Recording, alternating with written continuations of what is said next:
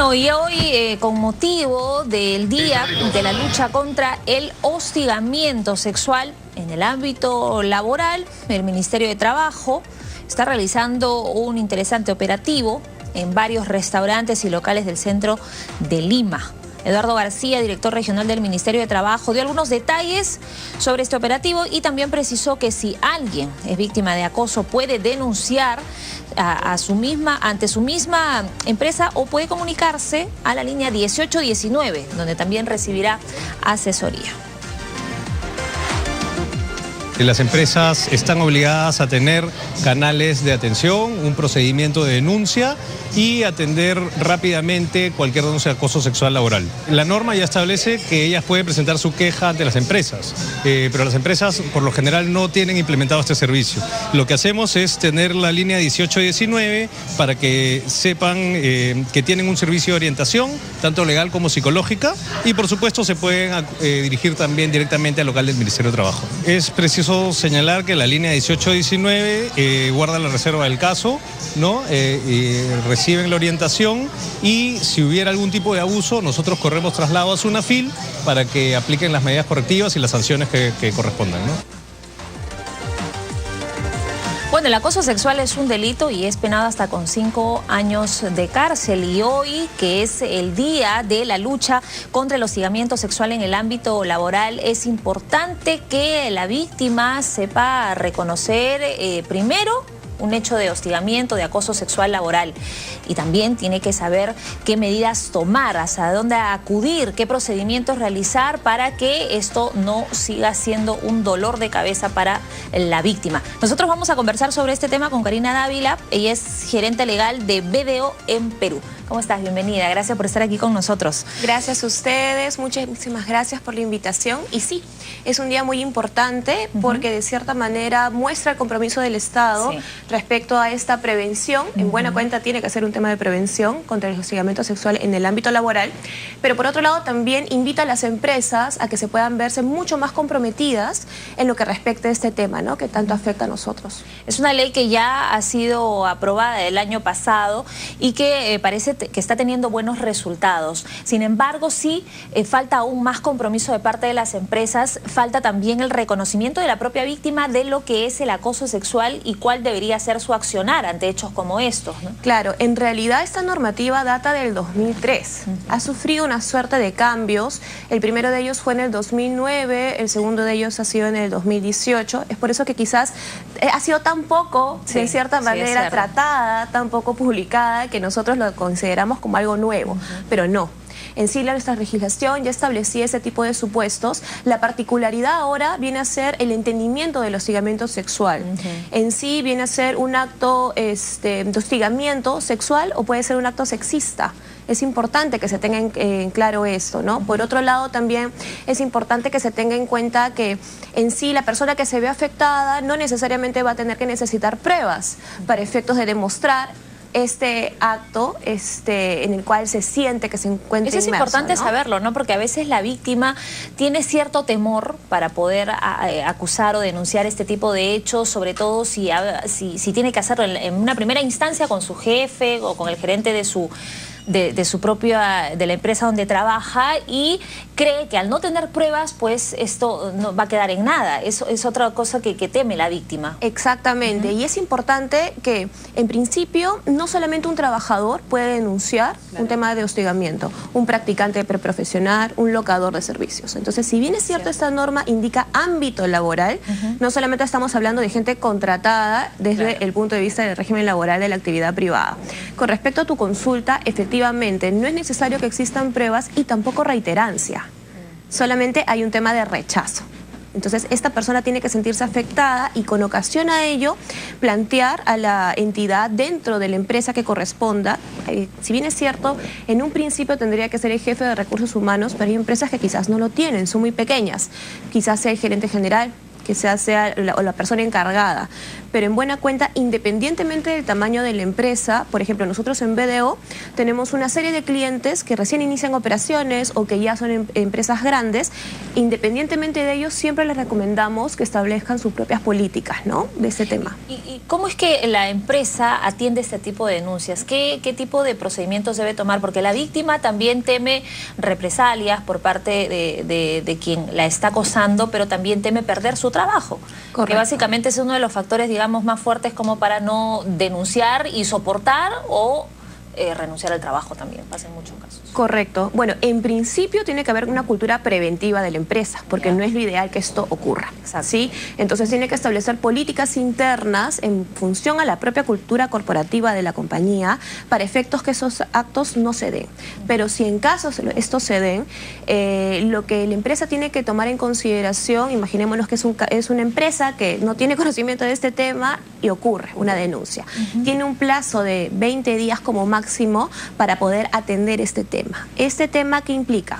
Existe una denuncia, a los 3 días tiene que correr traslado la compañía al supuesto hostigante o al supuesto hostigador. Este hostigador tendría que dar sus descargos dentro de los 5 días siguientes y luego dentro de los 10 días siguientes la empresa tendría que analizar los casos y resolver.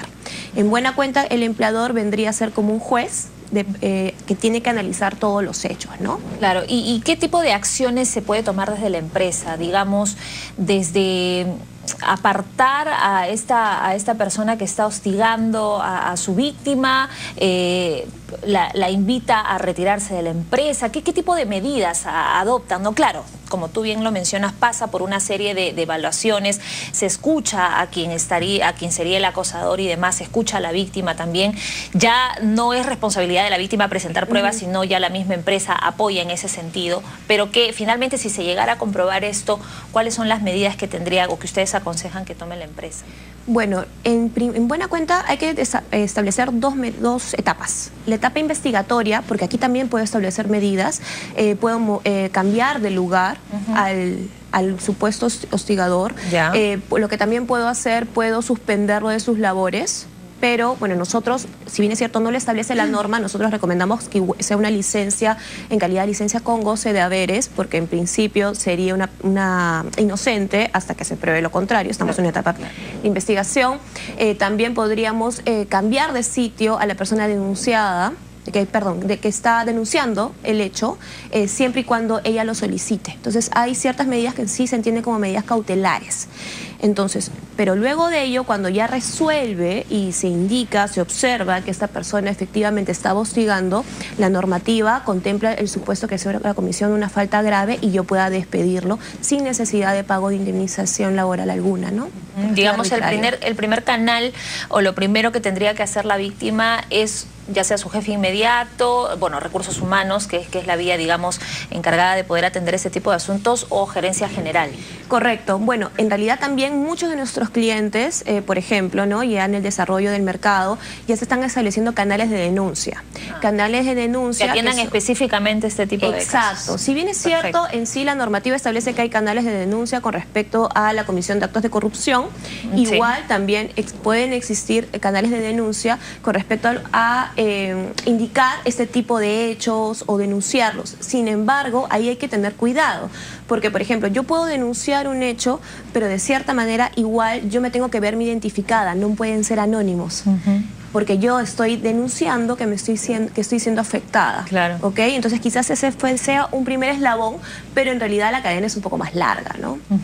Digamos, y en este proceso a las empresas, ustedes recomiendan qué tipo de tratamiento tener con la víctima, porque ya hablamos de una persona vulnerable, dañada emocionalmente, en muchos casos físicamente.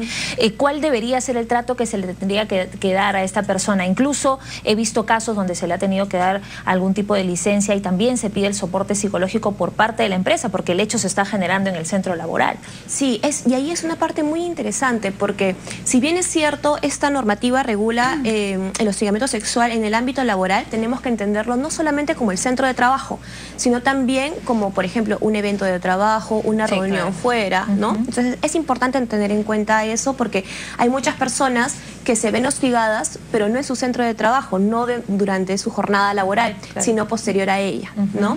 Y bueno, con respecto al tema de las atenciones que tendría que tener el empleador respecto a los trabajadores o las trabajadoras que se ven afectados, aquí es muy importante que ellos guarden un tema de la confidencialidad del caso, que esto no pueda ser público. Exacto. Y si, por ejemplo, esta trabajadora o trabajador reúne como testigos trabajadores de la compañía, ellos también sean protegidos para que no existan represalias. ¿Sí? Y bueno, si ya estamos frente a un supuesto de una tensión psicológica, la compañía tendría que establecer dentro de su política en qué medida podría apoyar a los trabajadores respecto a estos hechos, ¿no?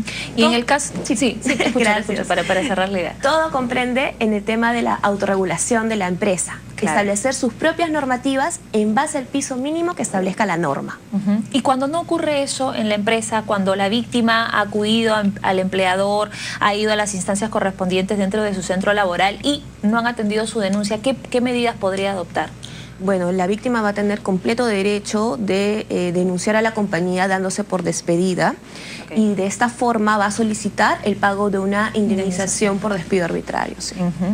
Perfecto, entonces esa es la medida, pero además justo en la nota anterior hablaban de la línea 1819, ¿no? Que la verdad es que en alguna oportunidad, si no me equivoco, en los últimos meses del año pasado hablábamos de esta línea que ya está recibiendo varias denuncias y que también de la misma manera no expone a la víctima, no le piden pruebas contundentes para poder apoyarle en ese sentido, y eso es muy interesante y es importante que la víctima lo sepa, que los trabajadores en general lo sepan, porque esto le puede pasar a mujeres y a hombres también. Efectivamente, existen casos de denuncia que, bueno, en sí el Ministerio de Trabajo ya va tratando más de 100 casos más en los últimos 2 años y bueno, es cuestión simplemente que los trabajadores sean conscientes de que en sí sobre estos temas se encuentran protegidos por el Estado y deben también estar protegidos por parte de la empresa. Si la empresa no cumple, el Estado ahí suple ese rol y la SUNAFIL viene a ser la entidad encargada para ello, ¿no? Claro, y la empresa también tiene que cumplir con informar sobre este tipo de temas a sus trabajadores, ¿no? Sobre qué medidas adoptar, hacia qué canales acudir, en qué espacios los pueden recibir para en caso se presenten estas situaciones, Efectivamente, ¿no? Se encuentran obligadas a hacer capacitaciones, que obviamente muchos empresarios creen que las capacitaciones es sentar al personal con una pizarra, pero no, estas capacitaciones pueden utilizarse todos los medios tecnológicos. La idea es virtuales. Exactamente, exactamente, es muy importante eso. La idea es que el trabajador esté informado sobre este tipo de hechos y que cuando ocurra sepan hacia dónde acudir, para que la finalidad es que se atienda inmediatamente, ¿no? Porque cuando o sea, de hecho me imagino yo, no me ha pasado, pero si alguien es víctima de acoso sexual, laboral, a muchos les cuesta denunciar inmediatamente, ¿no? Siempre se preguntan muchas cosas, hay mucho temor de por medio, hay muchas dudas también, si me van a hacer caso o no, a dónde voy a acudir, cuál es el canal más rápido y si se demora mucho y qué va a pasar. Me imagino que la situación debe ser bastante complicada, pero si ya tienen clara esta información, entonces